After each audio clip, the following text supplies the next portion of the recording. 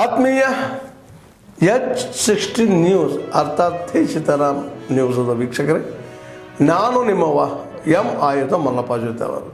ತಾವು ಈಗ ಸುದ್ದಿಗಳ ಲೋಕಕ್ಕೆ ಎಂಟ್ರಿ ಹೊಡಿತಾ ಇದ್ದೀರಿ.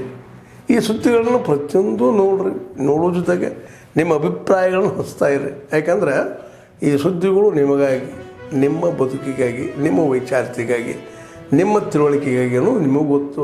ಜೊತೆಗೆ ನಮಗೂ ನಿಮ್ಮೊಂದಿಗೆ ಇದೊಂದು ಮಾತಾಡುವಂಥ ಜೊತೆಗೆ ಸುದ್ದಿಗಳನ್ನು ಬಿಡುವಂಥ ಕೆಲಸ. ಈ ಕೆಲಸದಲ್ಲಿ ನಾವು ನಿಮ್ಮೊಂದಿಗಿದ್ದೀವಿ ಅಂತ ಹೇಳ್ತಾ ನೋಡ್ತಾ ಇರಿ ಸುದ್ದಿಗಳನ್ನು.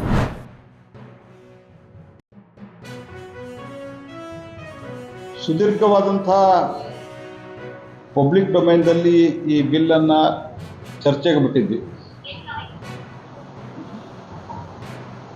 ಅದನ್ನು ಸಹಿತ ಚರ್ಚೆಗೆ ಕಾಂಗ್ರೆಸ್ ಪಾರ್ಟಿ ತಯಾರಾಗಲಿಲ್ಲ.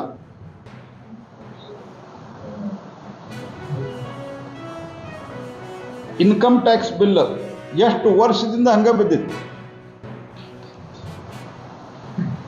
ಇವತ್ತು ಹೊಸ ಇನ್ಕಮ್ ಟ್ಯಾಕ್ಸ್ ಬಿಲ್ಲನ್ನು, ಸಂಪೂರ್ಣ ಹೊಸ ಬಿಲ್ಲನ್ನು, ಹಳೆ ಸಂಪೂರ್ಣವಾದಂಥ ಇನ್ಕಮ್ ಟ್ಯಾಕ್ಸ್ ಕಾನೂನನ್ನು ರದ್ದುಗೊಳಿಸಿ ಹೊಸ ಇನ್ಕಮ್ ಟ್ಯಾಕ್ಸನ್ನು ಸರಳೀಕೃತ, ಸರಳ ಭಾಷೆಯಲ್ಲಿ ಇರುವಂಥ ಇನ್ಕಮ್ ಟ್ಯಾಕ್ಸ್ ಹೊಸ ಬಿಲ್ಲನ್ನು ಮಾಡಿ ಈಗ ಅದು ಇಷ್ಟರಲ್ಲೇ ರಾಷ್ಟ್ರಪತಿಗಳಿಂದ ಅಂಗೀಕೃತವಾಗಿ ಕಾನೂನಾಗಲಿದೆ. ಈ ಥರದ ಅನೇಕ ಮಹತ್ವದ ಬಿಲ್లుಗಳು ಪಾಸಾಯಿತು. ನಾವು 6-8 ಗಂಟೆ ಹಿಂಗೆಲ್ಲ ಚರ್ಚೆಗೆ BSCಯಲ್ಲಿ, ಬಿಸ್ನೆಸ್ ಅಡ್ವೈಸರಿ ಕಮಿಟಿಯಲ್ಲಿ ನಾವು ತೀರ್ಮಾನ ಮಾಡಿ ಈ ಬಿಲ್లుಗಳನ್ನು ಪಾಸ್ ಮಾಡಬೇಕು ಅನ್ನುವಂಥದ್ದಕ್ಕೆ ಚರ್ಚೆಗಿಟ್ಟಿದ್ವಿ. ಆದರೆ ಕಾಂಗ್ರೆಸ್ ಪಾರ್ಟಿ ಮತ್ತು ಅದರ ಮಿತ್ರ ಪಕ್ಷಗಳು ಜನಾದೇಶವನ್ನು ಸ್ವೀಕಾರ ಮಾಡಲಾರದೆ ಪ್ರತಿ ಸರ್ತೆ ಒಂದೊಂದು ಸುಳ್ಳು ಸಬೂಬನ್ನು, ಕಾರಣವನ್ನು ಹಿಡ್ಕೊಂಬಂದು ಪಾರ್ಲಿಮೆಂಟನ್ನು ಡಿಸ್ಟರ್ಬ್ ಮಾಡಿ ಚರ್ಚೆ ಆಗಲಾರಂಥ ಒಂದು ಸ್ಥಿತಿ ನಿರ್ಮಾಣ ಮಾಡ್ತಾ ಇದ್ದಾರೆ. ಹಳ್ಳಿಗಳಲ್ಲಿ ಕೃಷಿ ಕಾರ್ಮಿಕರಾಗಿ ಮಾಡತಕ್ಕಂಥ ಸೇವೆ, ಈ ಸೇವೆ ಬಗ್ಗೆ ಎಲ್ಲ ಜಾತಿ ಜನಾಂಗದವರು ಕೂಡ ನಮ್ಮ ಬಗ್ಗೆ ಕನಿಕರ ಇಟ್ಟು, ಕಳಕಳಿ ಇಟ್ಟು, ಈ ಸಮುದಾಯ ಕನ್ಯೆ ಆಗಿದೆ, ಹೌದು ಇದಕ್ಕೆ ಮೀಸಲಾತಿ ಕೊಡಬೇಕು, ಅವ್ರ ಬೆಂಬಲಕ್ಕೆ ನಾವು ಇರಬೇಕು ಅಂತಂದೇಳಿ ಇತರ ಎಲ್ಲ ಸಮುದಾಯದವರು ಕೂಡ ನಮಗೆ ಆಶೀರ್ವಾದ ಮಾಡಿದ್ದಾರೆ. ಅವ್ರಿಗೂ ಕೂಡ ನಾನು ಹೃತ್ಪೂರ್ವಕವಾದಂಥ ಒಂದು ಕೃತಜ್ಞತೆಯನ್ನು ಈ ಸಂದರ್ಭದಲ್ಲಿ ಹೇಳಲಿಕ್ಕೆ ಇಷ್ಟಪಡ್ತೀನಿ. ಅವರು ಹೊರತುಪಡಿಸಿ ಎಲ್ಲರೂ ಕೂಡ ಈಗಿರ್ತಕ್ಕಂಥ ಶಾಸಕರು ಒಳ ಮೀಸಲಾತಿಗೆ ಬೆಂಬಲವನ್ನು ನೀಡಿದ್ದಾರೆ, ಆಶೀರ್ವಾದ ಮಾಡಿದ್ದಾರೆ, ಆರ್ಥಿಕ ನೆರವನ್ನು ನೀಡಿದ್ದಾರೆ, ನಮಗೆ ಶಕ್ತಿಯನ್ನು ತುಂಬಿದ್ದಾರೆ. ಆ ಶಕ್ತಿ ಮತ್ತು ಹೋರಾಟಕ್ಕೆ ಅವ್ರು ಕೊಟ್ಟಂಥ ಕೊಡುಗೆ ಅಪಾರ ಅಂತಕ್ಕಂಥ ಮಾತನ್ನು ಈ ಸಂದರ್ಭದಲ್ಲಿ ಹೇಳ್ತೇನೆ. ಜೊತೆಗೆ ಮಾಧ್ಯಮದ ಸ್ನೇಹಿತರು, ನಮ್ಮ ಬದುಕು, ನಮ್ಮ ಸ್ಥಿತಿಗತಿಗಳು, ನಮ್ಮ ಹಿಂದುಳುವಿಕೆ, ನಮ್ಮ ಅಸ್ಪೃಶ್ಯತೆಯನ್ನು ಕಣ್ಣಾರೆ ಕಂಡಂಥ ಮಾಧ್ಯಮದ ಸ್ನೇಹಿತರು, ದೃಶ್ಯ ಮಾಧ್ಯಮದವರು, ಇವರೆಲ್ಲರೂ ಕೂಡ ನಮ್ಮ ಪರವಾಗಿ ಲೇಖನಿಯನ್ನು ಬರೆದಿದ್ದಾರೆ. ಅವೆಲ್ಲವೂ ಕೂಡ ಇವತ್ತು ನಮಗೆ ಉಪಕಾರ ಆಗಿದೆ ಅಂತಂದೇಳಿ ಅವರ ಸೇವೆಯನ್ನು ಕೂಡ ನಾನು ಇಲ್ಲಿ ಸ್ಮರಿಸ್ತೇನೆ. ಮಾಧ್ಯಮದ ಸ್ನೇಹಿತರಿಗೂ ಕೂಡ ನಾನು ಹೃತ್ಪೂರ್ವಕವಾದಂಥ ಧನ್ಯವಾದಗಳನ್ನು ಅರ್ಪಿಸ್ತೀನಿ. ಮತ್ತು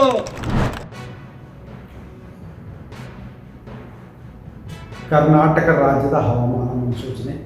ನಾನು CS ಪಾಟೀಲ್, ವಿಜ್ಞಾನಿ, ಹವಾಮಾನ ಕೇಂದ್ರ, ಬೆಂಗಳೂರು.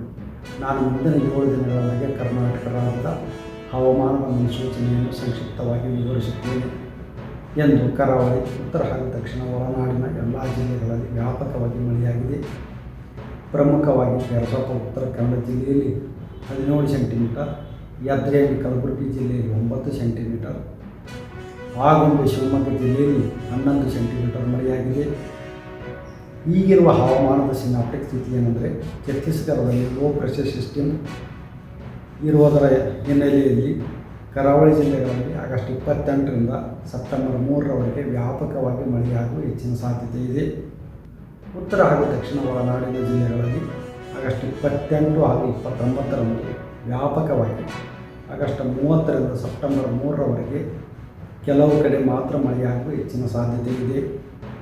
ಉತ್ತರ ಕನ್ನಡ, ಉಡುಪಿ ಹಾಗೂ ದಕ್ಷಿಣ ಕನ್ನಡ ಜಿಲ್ಲೆಗಳ ಕೆಲವು ಕಡೆ ಅತಿ ಭಾರಿ ಹಾಗೂ ಕೆಲವು ಕಡೆ ಅತ್ಯಂತ ಭಾರಿ ಮಳೆಯಾಗುವ ಸಾಧ್ಯತೆ ಇರುವುದರ ಹಿನ್ನೆಲೆಯಲ್ಲಿ ಆಗಸ್ಟ್ 28ರಂದು ರೆಡ್ ಅಲರ್ಟನ್ನು, ಆಗಸ್ಟ್ 29 ಹಾಗೂ 30ರಂದು ಆರೆಂಜ್ ಅಲರ್ಟನ್ನು ಘೋಷಿಸಲಾಗಿದೆ. ಉತ್ತರ ಕನ್ನಡ, ಉಡುಪಿ ಹಾಗೂ ದಕ್ಷಿಣ ಕನ್ನಡ ಜಿಲ್ಲೆಗಳ ಕೆಲವು ಕಡೆ ಭಾರೀ ಮಳೆಯಾಗುವ ಸಾಧ್ಯತೆ ಇದ್ದು ಆಗಸ್ಟ್ 31ರಿಂದ ಸೆಪ್ಟೆಂಬರ್ 3ರವರೆಗೆ ಯೆಲ್ಲೋ ಅಲರ್ಟನ್ನು ಘೋಷಿಸಲಾಗಿದೆ.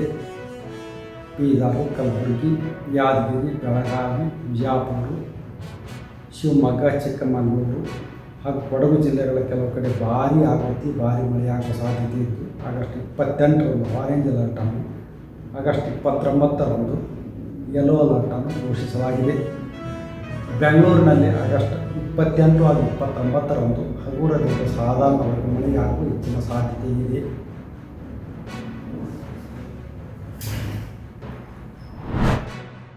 ಒಡ ಹುಟ್ಟಿದವ್ರನ್ನ ಬ್ರದರ್ಸ್ ಅಂತ ಕರೆಯುವಂಥದ್ದೇ ಬೇರೆ ಕಷ್ಟ ಆಗಿದೆ ಇವತ್ತು. ಅಂಥದ್ರಲ್ಲಿ ಅನ್ಯ ಆರಾಧನಾ ಪದ್ಧತಿಯನ್ನು ಹೊಂದಿರೋರನ್ನ ಬ್ರದರ್ಸು ಅಂತ ಕರೆಯುವಂಥ DK ಶಿವಕುಮಾರ್ ಅವರಿಂದ ಈ ಧರ್ಮದ ಬಗ್ಗೆ ನಮಗೆ ತಿಳುವಳಿಕೆ ಜ್ಞಾನ ಬೇಕಾಗಿಲ್ಲ. DK ಶಿವಕುಮಾರ್ ಅವರೇ, ಕಪಾಲಿ ಅಂದರೆ ಶಿವನ ಬೆಟ್ಟನೇ ನೀವು ಯೇಸು ಬೆಟ್ಟ ಮಾಡಿದವರು. ದಯವಿಟ್ಟು ಇದ್ರ ಬಗ್ಗೆ ನಮಗೆ ಬೋಧನೆ ಕೊಡಕ್ಕೆ ಬರಬೇಡಿ. ಅದ್ರ ಜೊತೆಗೆ DK ಶಿವಕುಮಾರ್ ಅವ್ರಿಗೆ ಹೇಳಲಿಕ್ಕೆ ಬಯಸ್ತೀನಿ, ಶಿವಕುಮಾರ್ ಅವರೇ, ಸಿದ್ದರಾಮಯ್ಯನವರು ಬಾನು ಮುಸ್ತಾಕ್ ಅವರನ್ನ ಯಾಕಾಗಿ ಇಲ್ಲಿ ದಸರಾ ಉದ್ಘಾಟನೆ ಕರೆದಿದ್ದಾರೆ ಅಂತ ತಿಳ್ಕೊಂಡಿದ್ದೀರಿ? ನಿಮ್ಮ ಪಕ್ಷ ಕಾಂಗ್ರೆಸ್ಸಿಗೆ ಇವತ್ತು ಬಂದು ಸಿದ್ದರಾಮಯ್ಯನವರು ಸಮಾಜವಾದಿ ಹಿನ್ನೆಲೆಯಿಂದ ಬಂದು ಹೊಕ್ಕಿದ್ದಾರೆ. ಅಲ್ಲಿ ನಿಮಗೆ ಕಾಂಗ್ರೆಸ್ನವ್ರಿಗೆ ಮೂರ್ಖರಿಗೆ ನಿಮ್ಗೆ ಅರ್ಥ ಆಗ್ತಾ ಇಲ್ಲ. ಅಹಿಂದ ಅಂತ ಬಂದು ಕಾಂಗ್ರೆಸ್ ಒಳಗಡೆ ಸೇರ್ಕೊಂಡ್ರು. ಅದಾದ ನಂತರ ಯಾವ ಮುಸಲ್ಮಾನರು ಬಂದು ಕರೀಲಿಲ್ಲ, ಟಿಪ್ಪು ಜಯಂತಿ ಮಾಡಿರೋ. ಯಾಕೆಂದರೆ ಮುಸಲ್ಮಾನರು ಸಾಲಿಡೇ ನನ್ನ ಜೊತೆ ಹಿಂದಿರಬೇಕು. ಕಾಂಗ್ರೆಸ್ನವ್ರು ಏನಾದ್ರೂ ಕೂಡ ಅಲ್ಲಾಡ್ಸಕ್ಕೆ ಬಂತು ಅಂತಂದರೆ ಮುಸಲ್ಮಾನರೆಲ್ಲ ನನ್ನ ಜೊತೆ ಇದ್ದಾರೆ ಅಂತ ಒಂದು ಬ್ಲ್ಯಾಕ್ ಮೇಲ್ ಮಾಡಬೇಕು. ಹಾಗೆ ಅಹಿಂದ ಅಂತ ಅಂದ್ಕೊಂಡ್ರು, ಬ್ಯಾಕ್ವರ್ಡ್ ನನ್ನ ಜೊತೆ ಇದೆ ಅಂದರು, OBC ನನ್ನ ಜೊತೆ ಇದ್ದಾರೆ ಅಂತಂದರು. ಈಗ ನೀವು ಚೇರ್ನ ನವೆಂಬರ್ನಲ್ಲಿ ಹೇಳಕ್ಕೆ ಬೀಳಿಸ್ತೀರಿ ಅಂತವ್ರಿಗೆ ಗೊತ್ತು. ಅದಕ್ಕೋಸ್ಕರವಾಗಿ ಮುಸಲ್ಮಾನರು ನನ್ನ ಜೊತೆ ಇದ್ದಾರೆ ಅಂತ ಜೋರಾಗಿ ಇನ್ನೊಂದ್ಸರಿ ಅಬ್ಬರಿಸೋದಕ್ಕೋಸ್ಕರ ಈ ಬಾನು ಮುಸ್ತಾಕ್ ಅವ್ರನ್ನ ಕರೆದಿದ್ದಾರೆ. DK ಶಿವಕುಮಾರ್ ಅವರೇ, ಇದನ್ನ ಅರ್ಥ ಮಾಡ್ಕೊಳ್ಳಿ. ಸಿದ್ದರಾಮಣ್ಣ ನಿಮ್ಮನ್ನ ಕುರ್ಚಿಯಿಂದ ದೂರ ಮಾಡೋದಕ್ಕೋಸ್ಕರ ಇದು ಮಾಡ್ತಿರೋದು. ನೀವು ಅದನ್ನು ಅರ್ಥ ಮಾಡ್ಕೊಳ್ಳೋದಲ್ಲೇ ಈ ಧರ್ಮದ ಬಗ್ಗೆ ಏನೇನೋ ಮಾತಾಡೋಕೆ ಹೋಗ್ಬೇಡಿ ಸರ್. ಧರ್ಮದ ಬಗ್ಗೆ ನಮ್ಮೆಲ್ಲರಿಗೂ ಕೂಡ ಅಲ್ಪ ಸ್ವಲ್ಪ ತಿಳುವಳಿಕೆ ಇದೆ. ನೀವು ಅದ್ರ ಬಗ್ಗೆ ನಮಗೆ ಜ್ಞಾನವನ್ನು ಕೊಡೋಕೆ ಹೋಗ್ಬೇಡಿ. ಸಿದ್ದರಾಮಯ್ಯವರು ನಿಮಗೆ ಚೇರ್ ಬಿಟ್ಟು ಕೊಡಬಾರ್ದು ಅನ್ನೋ ಕಾರಣಕ್ಕೋಸ್ಕರ ಇವೆಲ್ಲ ನಾಟಕ ಮಾಡ್ತಿದ್ದಾರೆ. ಯಾವ ಮುಸಲ್ಮಾನರು ಬಂದು ಬಾನು ಮುಸ್ತಾಕ್ ಅವ್ರನ್ನ ದಸರಾ ಉದ್ಘಾಟನೆ ಕರೀರಿ ಅಂತ ಯಾರೂ ಹೇಳಿರಲಿಲ್ಲ. ಯಾಕೆಂದರೆ ಅಲ್ಲಾಹನ್ ಬಿಟ್ಟರೆ ಬೇರೆ ಯಾರನ್ನೂ ಕೂಡ ಪೂಜನೆ ಮಾಡೋಂಗಿಲ್ಲ, ಸ್ತುತಿಸೋಗಿಲ್ಲ. ಅಲ್ಲಿ ವಿಗ್ರಹಾರಾಧನೆ ಅನ್ನೋದು ನಿಷಿದ್ಧವಾಗಿದೆ. ನೀವು ಟಿಪ್ಪು ಜಯಂತಿ ಮಾಡಿರೋ ಜನ್ಮದಿನಾಚರಣೆನೂ ಕೂಡ ಅಥವಾ ನಿಮಗೆ ಬರ್ಡೇನೂ ಆಚರಣೆ ಮಾಡೋಂಗಿಲ್ಲ ಇಸ್ಲಾಮಲ್ಲಿ, ಅದು ನಿಷಿದ್ಧವಾಗಿದೆ. ಇದು ಟಿಪ್ಪು ಜಯಂತಿ ಮಾಡಿರೋ ಯಾಕೆ ಮಾಡಿರೋ? ಮುಸಲ್ಮಾನರನ್ನು ಕೂಡ ಸಿದ್ದರಾಮಯ್ಯನವರು ಮಂಗೆ ಮಾಡ್ತಾ ಇದ್ದಾರೆ. ಅದು ಅರ್ಥ ಆಗ್ತಾ ಇಲ್ಲ. ಶಿವಕುಮಾರ್ ಅವರೇ, ನಿಮಗೂ ಅರ್ಥ ಆಗ್ತಾ ಇಲ್ವಲ್ಲ ಸರ್? ಮುಸಲ್ಮಾನರಿಗೂ ಇದು ಅರ್ಥ ಆಗ್ತಿಲ್ಲ. ಸಿದ್ದರಾಮಯ್ಯನವರು ನಮ್ಮ ಓಟ್ ಮೇಲೆ ಅಷ್ಟೇ ಕಣ್ಣಿಟ್ಟಿದ್ದಾರೆ ಅಂತ. ಏನು ಮಾಡಿದ್ದಾರೆ ಇವರು? 7.25 ವರ್ಷ ಆಯಿತು ಮುಖ್ಯಮಂತ್ರಿಯಾಗಿ. ಏನಾರು ಮಾಡಿದ್ರಾ? ನೀವು ಅಲ್ಲದೆ ಮೊಹಲ್ಲಾದಲ್ಲೇ ಇದ್ದೀರಿ, ದಲಿತರು ಕೇರಿಗಳಲ್ಲೇ ಇದ್ದಾರೆ, ಉಳಿದವರು ಟ್ಯಾಕ್ಸ್ ಕಟ್ಟಿ ಸಾಯ್ತಾ ಇದ್ದಾರೆ. ರಾಜ್ಯಕ್ಕೆ ಏನಾದ್ರು ಬಂದಿದೆಯಾ? ಕುರ್ಚಿ ಮಾತ್ರ ಸಿದ್ದರಾಮಯ್ಯನವ್ರದ್ದು ಭದ್ರವಾಗಿದೆ. ಇದನ್ನ ಅರ್ಥ ಮಾಡ್ಕೊಳ್ಳಿ ಸರ್.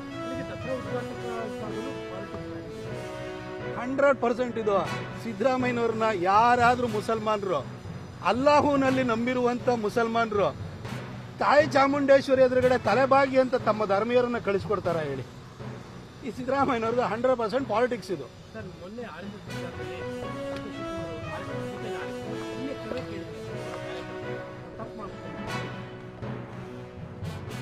ಅದು ನಮಸ್ತೆ ಸದಾ ವತ್ಸಲೆ ಆ ಸಾಂಗ್ ಏನರ್ಥ? ಅದರದ್ದು ಅರ್ಥ ಏನಾದ್ರು? RSSನ ಧ್ಯೇಯ ಗೀತೆ ಇದೆಯಲ್ಲ, ಅದರ ಅರ್ಥ ಏನು? ಈ ಮಾತೃಭೂಮಿಗೆ ಹೊಂದಿಸುವಂಥದ್ದಾಗಿ, ಮಾತೃಭೂಮಿಗೆ ಹೊಂದಿಸಿದೆ ಅನ್ನೋ ಗೀತೆಯನ್ನು ಅವರು ಸದನದಲ್ಲಿ ಹೇಳಿದ್ರು ಅನ್ನೋ ಒಂದೇ ಕಾರಣಕ್ಕೆ ಅವ್ರ ಮೇಲೆ ಪ್ರೆಷರ್ ಹಾಕಿ ಅವರನ್ನು ಕ್ಷಮೆಯಾಚನೆ ಮಾಡುವಂತೆ ಮಾಡಿದ್ದಾರೆ ಅಂತಂದರೆ ಇವರಿಗೆ ಈ ಮಾತೃಭೂಮಿ ಬಗ್ಗೆ ಕಾಂಗ್ರೆಸ್ನವರಿಗೆ ಎಷ್ಟು ಗೌರವ ಪ್ರೀತಿ ಇದೆ ಅನ್ನೋದು ಇಲ್ಲೇ ಸ್ಪಷ್ಟವಾಗುತ್ತೆ.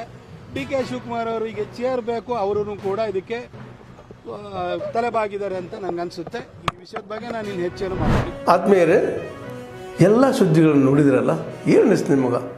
ಇದರಲ್ಲೇ ನಿಮ್ಗೆ ಲೈಕ್ ಆಗಿರ್ಬೋದು, ಡಿಸ್ಲೈಕು ಆಗಿರ್ಬೋದು, ಕಾಮೆಂಟ್ ಬೇಡಪ್ಪ ಅಂತೂ ಅನಿಸಿರ್ಬೋದು, ಕಾಮೆಂಟ್ ಮಾಡಬೇಕಪ್ಪ ಅನಿಸಿರ್ಬೋದು, ಶೇರ್ ಮಾಡಬಾರ್ದಪ್ಪ ಅನಿಸಿರ್ಬೋದು, ಅದು ಮಾಡಬೇಕು ಅನಿಸಿರ್ಬೋದು.